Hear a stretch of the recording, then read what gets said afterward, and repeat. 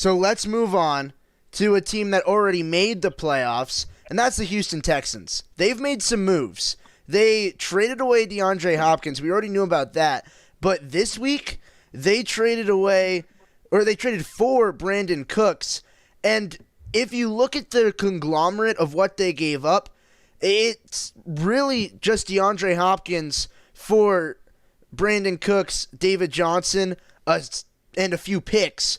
Is that a good enough return for the Houston Texans and Bill O'Brien, and what is their overall plan?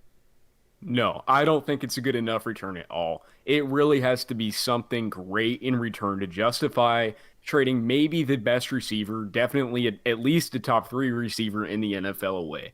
I'm not discrediting Brandin Cooks, and I'm not saying he's not a good wide receiver, but he's 26 years old with concussion issues, and that is a big worry in this day and age in the NFL because we're seeing players start to retire when they're worried about their heads. And that is definitely a possibility with Brandin Cooks. So they may not even have him for the long term.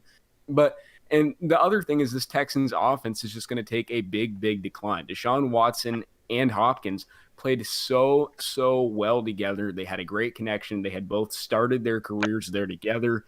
I think they made a big mistake breaking that duo up. All right, JT, what do you think on this? To me, the Brandin Cooks, I guess, would be an okay replacement for Hopkins. I'm not saying he's a great replacement, but I mean he's okay. I mean Brandin Cooks is a solid wide receiver. I think he's a top 15 wide receiver when healthy. But the thing is, you bring in Brandin Cooks, so now you got 2 injury-prone wide receivers that you're relying on. You got Will Fuller, who is a Pro Bowl caliber wide receiver, but the thing is, we never see him make it to the Pro Bowl because he never stays healthy enough to make it to the Pro Bowl. So he's liable to miss around 5-6 games a season. Then you bring in Brandin Cooks, who battled lower body injuries. I think he battled like an ankle injury this past season, and also, like he said, he struggles with concussion. So you got 2 injury-prone wide receivers there.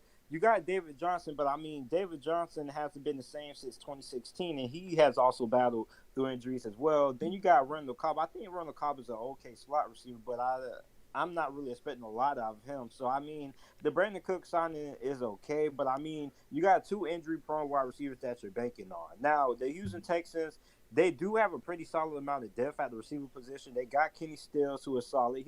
He actually exceeded my expectations last year. Kenny Stills is really solid for the Houston Texans, despite not having that big of a role. They also had Kiki QT, who came on during the 2018 season. He got injured at the start of the 2019 season, and then by the time he got back fully healthy, Kenny Stills had kind of already taken over what his role was the previous year. So they have some depth at the receiver position, but I mean, their starting wide receivers is just a big question mark if they can stay healthy. If they can stay healthy, I think it's really good, but I mean, it's really hard to expect that kind of performance out of those two, especially considering the fact that you got rid of DeAndre Hopkins and they can't really stay healthy.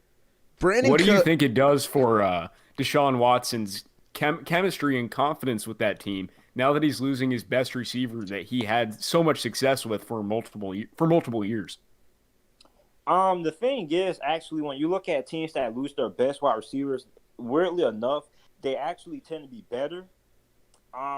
You look at the Detroit Lions when Calvin Johnson left. Matthew Stafford had a solid career there, a solid season after Calvin Johnson left. And then you look at you can't say the Steelers because Big Ben was injured, so we didn't really get to see how that dynamic fell.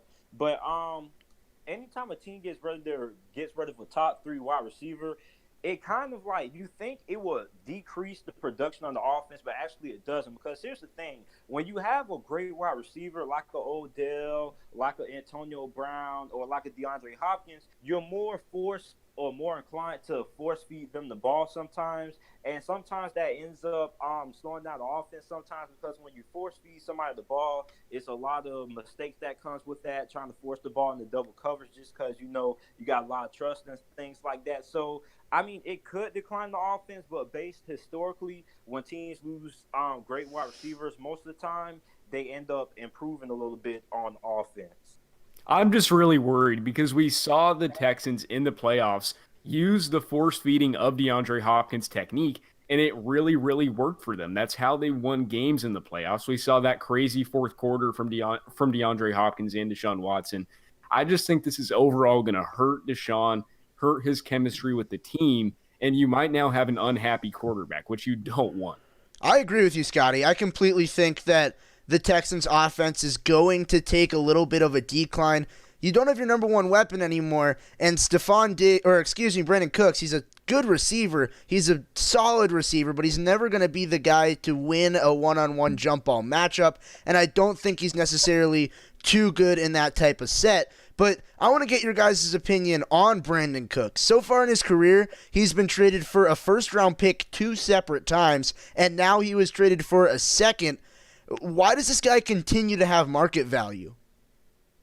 Well, I mean, he's a nice, speedy receiver who can run a lot of routes. He's got a really versatile repertoire available to him.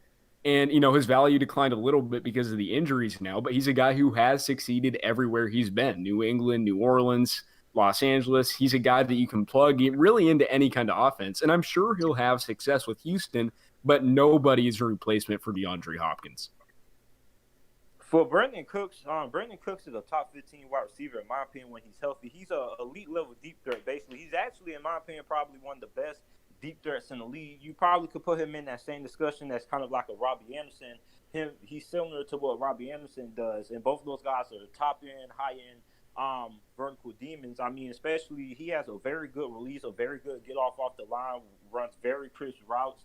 So, I mean, he is an elite level deep threat. And like he just said, you basically can plug in guys who have great speed and are good deep threats in almost any offense. Like guys were saying Robbie Anderson didn't fit in with the Panthers because Teddy couldn't throw the ball deep. But, I mean, in that offense, when you have an elite level speed demon, it doesn't really matter what kind of offense you run because every offense in the NFL can use an elite level deep threat, and that's what Brandin Cooks is.